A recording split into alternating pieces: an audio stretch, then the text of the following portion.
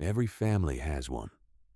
The person who remembers the birthdays, who schedules the appointments, who makes the phone calls no one else wants to make, who notices when someone has gone quiet and reaches out before it becomes a crisis, who mediates the arguments, who absorbs the tension, who keeps the thread running between people who would otherwise drift apart without even realizing it. They are not always the oldest. They are not always the parent. Sometimes they are the middle child who learned early that peace had to be manufactured. Sometimes they are the eldest daughter who understood before anyone told her that the emotional infrastructure of the family was hers to maintain. Sometimes they are the spouse who walked into a family system already fracturing and quietly began holding the pieces together because no one else seemed to notice they were falling. From the outside, this person looks like the strong one, the reliable one, the one who has it together. But from the inside, something very different is happening, something that is rarely spoken about because the role itself does not allow for that kind of honesty.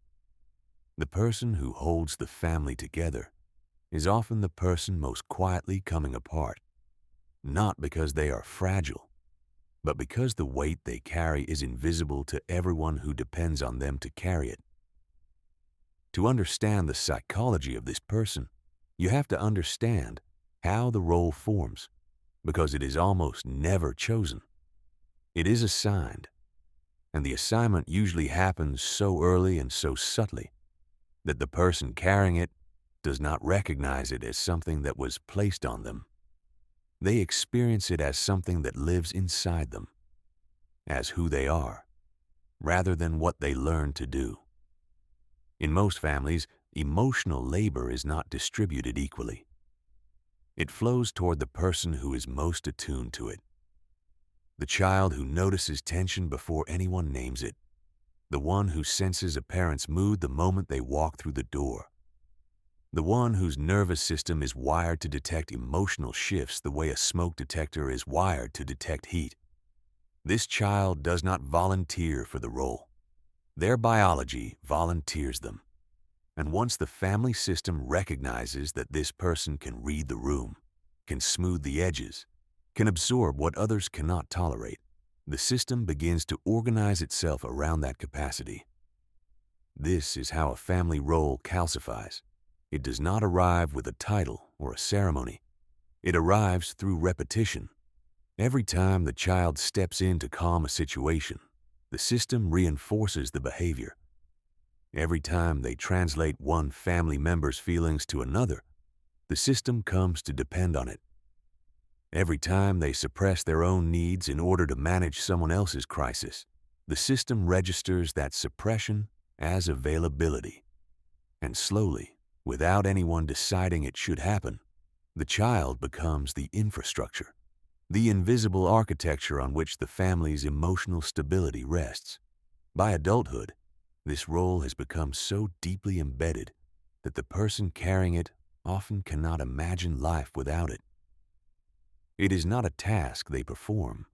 It is the lens through which they see every relationship. Every room they enter is scanned for tension. Every silence is evaluated for what might be hiding inside it. Every phone call from a family member is received not as a conversation, but as a diagnostic. What is wrong? What needs managing? What can I do before this escalates? And the people around them have no idea how much computation is happening beneath the surface. They see competence. They see calm. They see someone who always seems to know what to do. What they do not see is the cost, the constant vigilance, the low-grade hyperarousal that never fully powers down, the emotional bandwidth being consumed in real time by the work of monitoring, translating, anticipating, and absorbing the emotional states of everyone in the system, while having almost no bandwidth left for their own. They do not see the mental load, the running inventory of who has not spoken to whom in too long, the awareness that one sibling is struggling financially but too proud to say it, the knowledge that a parent's health has shifted in a way no one else has noticed yet. The understanding that if they do not make the call tonight, no one will make it. If they do not organize the visit, it will not happen. If they do not remember the anniversary, the detail, the preference, the allergy, the grudge that still lives beneath the surface of that one relationship, something will go wrong. And it will go wrong because the system depends on them holding information that no one else even knows needs to be held. This is emotional labor in its purest and most invisible form, not the labor of doing things, the labor of knowing things, of tracking things, of carrying the complete emotional map of an entire family inside one mind and keeping it updated in real time. And the weight of that map is something no one in the family will ever feel, because the only person who carries it is the one who drew it. The person who holds the family together carries a specific form of exhaustion that is almost impossible to communicate to the people causing it, because the exhaustion is not produced by any single event. It is produced by position. They are not tired because something happened. They are tired because they are always on, always monitoring, always available, always the first person called when something goes wrong, and the last person anyone thinks to check on when nothing appears to be going wrong. And nothing ever appears to be going wrong because they are the reason it does not. This creates a paradox that sits at the heart of their experience. The better they do their job, the more invisible the job becomes. When the family functions smoothly, no one asks why. When conflicts are resolved before they escalate, no one notices they were there. When holidays go well and communication flows and relationships remain intact, the family assumes this is simply how things are. They do not see the labor behind the stability. They see only the stability. And the person who produced it stands behind it, unseen, unacknowledged, still working. This invisibility is not just frustrating. It is psychologically erosive, because recognition is not a luxury for the human nervous system. It is a regulatory need. The brain requires feedback that its efforts are seen and valued in order to sustain motivation and emotional balance. When that feedback is absent, when the labor goes unacknowledged year after year, the system begins to fatigue in ways that go deeper than tiredness. It begins to produce resentment. And that resentment, for the person in this role, is one of the most confusing and shame-inducing emotions they will ever experience. Because how do you resent the people you love for needing what you have always provided? How do you feel anger at a system you helped build? How do you admit, even to yourself, that the role you have occupied your entire life is the thing that is slowly draining you? The resentment feels like a betrayal of your own identity, and so it is suppressed, pushed down, converted into more effort, more availability, more holding, and the cycle continues. And the resentment does not stay clean. It leaks. It surfaces in ways the person does not expect and cannot always control. A sharpness in their tone during a phone call they did not want to make. A flash of irritation at a request that would have felt ordinary 6 months ago. A quiet withdrawal from a family gathering that leaves them sitting in the corner, wondering what happened to the person who used to have the energy to hold the room. These moments frighten them, not because they are dramatic, but because they reveal something the person has been trying not to see. That the reservoir is not bottomless. That the thing they have built their identity around is becoming the thing their body can no longer sustain. And that the gap between what the family expects and what they have left to give is widening faster than they know how to manage. There is a particular kind of loneliness that belongs to the person who holds the family together. It is not the loneliness of isolation. It is the loneliness of function. They are surrounded by people. They are constantly in contact. Their phone is never silent. Their calendar is never empty. But the nature of every interaction is the same. Someone needs something. Someone is upset. Someone requires management, reassurance, coordination, or translation. The relationship is always flowing outward.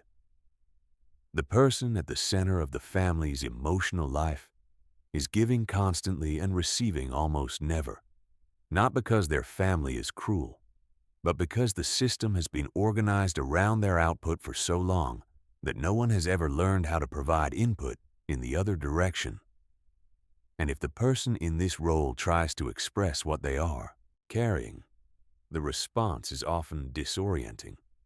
The family does not recognize the weight because they have never seen it. They say, "You seem fine." They say, "I had no idea." They say, "Why did you not say something earlier?" And these responses, while not intentionally harmful, communicate something devastating. That the years of effort were so well performed that no one ever thought to look behind the performance. That the holding was so seamless it was mistaken for ease. That the person's pain had to be announced in order to be believed, while everyone else's pain was detected, absorbed, and managed without them ever having to say a word. This is the loneliness of competence. The discovery that doing the job well means no one knows the job exists, and that by the time you are finally ready to ask for help, the people around you have no framework for understanding what you need because they never knew you were carrying anything at all.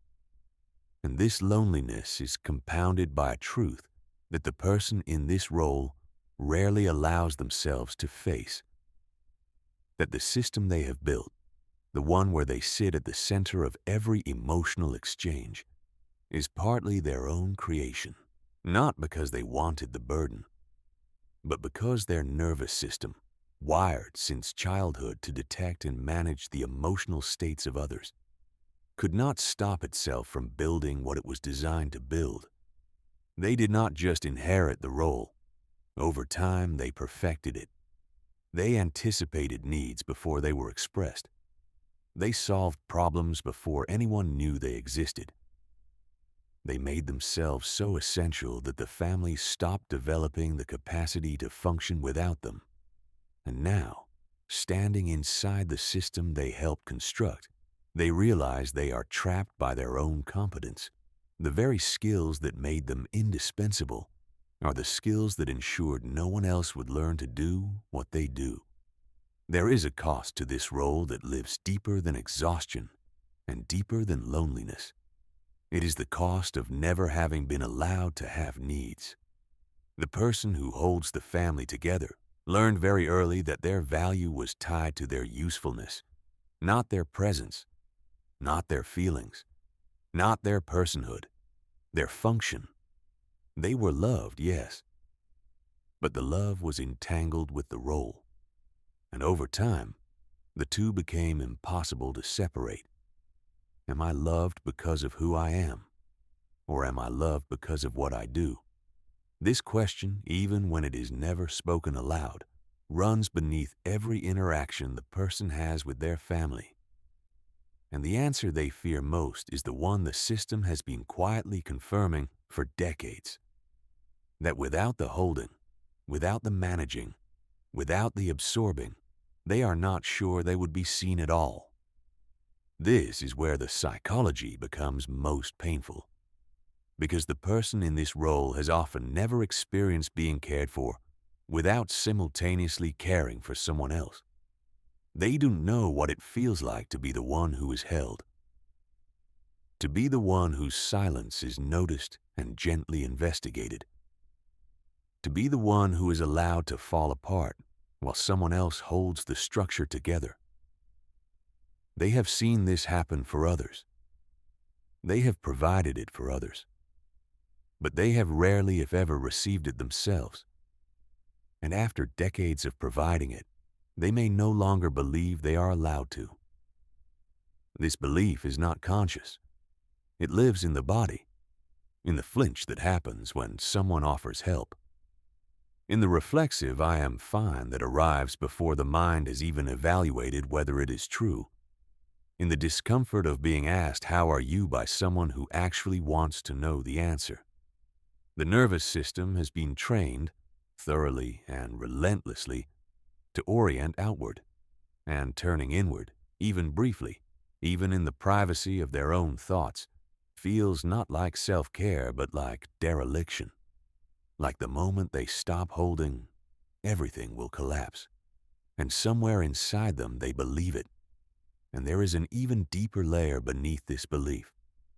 The fear that if they did stop, if they did step back, if they did allow the family to feel the absence of their labor, what they would discover is not that the family falls apart, but that the family adjusts, that other people step in, that life continues without their constant intervention.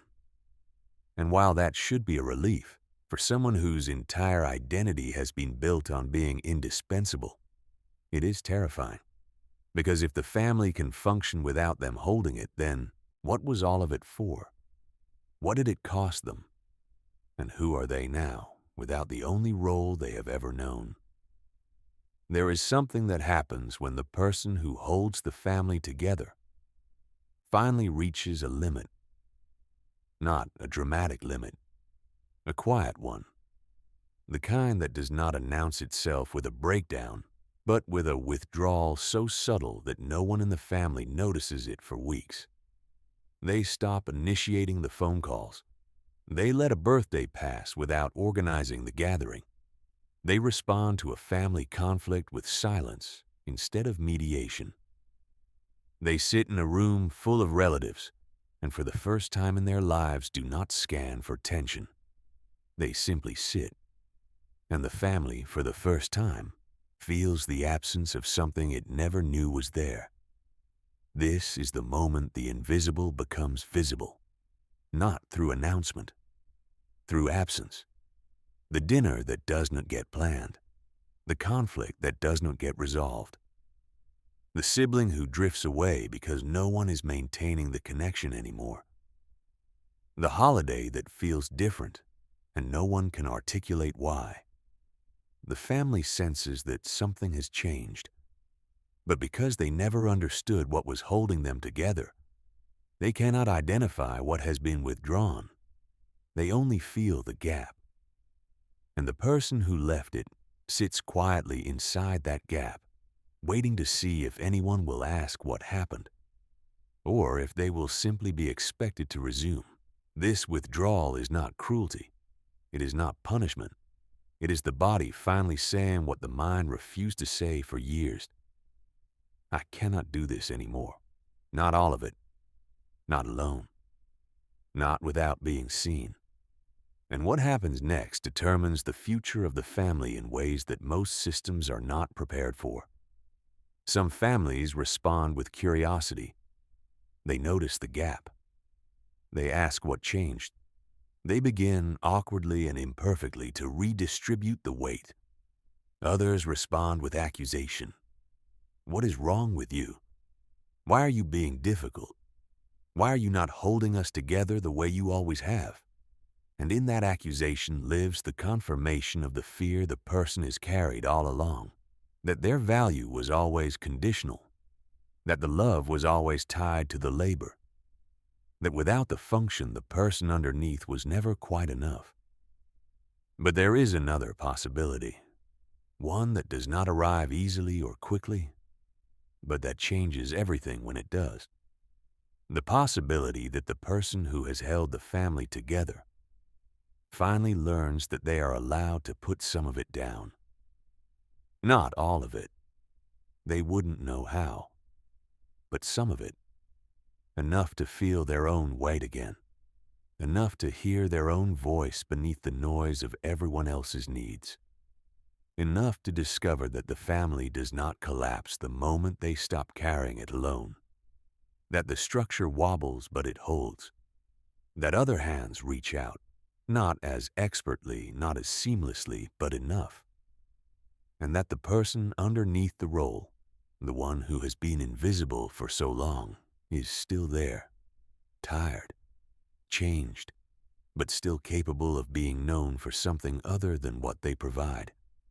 If you recognize yourself in this, the weight you are carrying is real. It is not imagined. It is not dramatic. And it is not sustainable at the level you have been maintaining it. The fact that no one sees it does not mean it is small. It means you have been doing something extraordinary for so long that it became ordinary to the people who depend on it. And that says everything about your capacity and nothing about your worth. You were never meant to hold it all. You were simply the one who could. And there is a difference between what you can carry and what you should carry that the world has never once asked you to consider. This is your permission to consider it now. If this describes something you have lived inside for years without hearing it named, you are not alone. This channel is a space for the patterns of the mind that most people feel, but rarely speak. If this meant something to you, consider subscribing so these conversations keep finding you. And if you are willing, leave something in the comments. Because the person who holds everything together is almost always the last person to be told that what they do matters. And it matters. Thank you for watching.